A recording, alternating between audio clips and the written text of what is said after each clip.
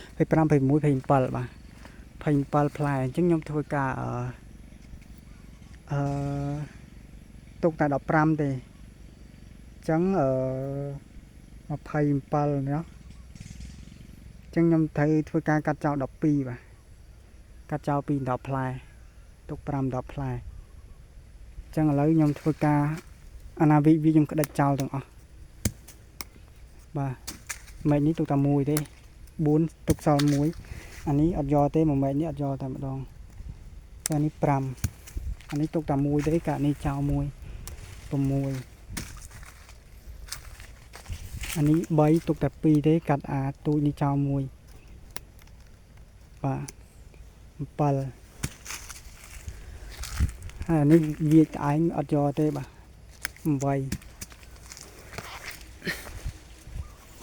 អានេះមានទៀតទុកតែ1ទេ9អានេះ4ទុកតែ3ទេបាទ10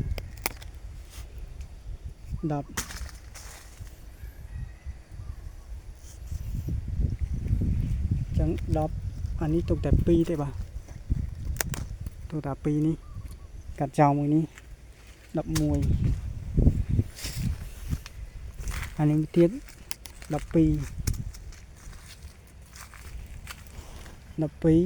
អានេះខ្ញុំកាត់ចោលមួយទៀតទុកតែមួយទេ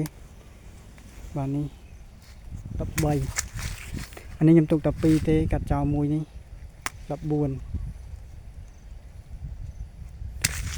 បានអញ្ចឹងគឺខ្ញុំត្រូវការកាត់ចោល12ឥឡូវខ្ញុំកាត់ចោល14អញ្ចឹងវាលើសខ្វះ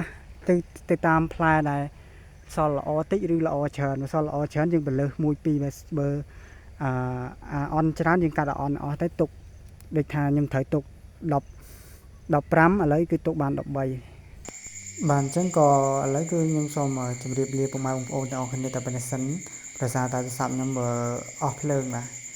ញ្ចឹងគឺសម្រាប់វីដេអូនេះគឺមានតែប៉ុណ្្នឹងជាចុងក្រោយក៏សូមជូនពរពុកម៉ែបងប្អូនរកទទួលទីមានបានហើយនឹងមានសុខភាពល្អទាំងអស់គ្នាបាទឥឡូវពីខ្ញុំម្ចាស់ channel ធ្វើទុរេនយកលុយក៏ជម្រាបលាពុកម៉ែបងប្អូនទាំងអស់គ្នាតែប៉ុណ្្នេះសិនបាទជួបគ្នានៅវីដេអូក្រោយបាទជម្រាបលាបាទ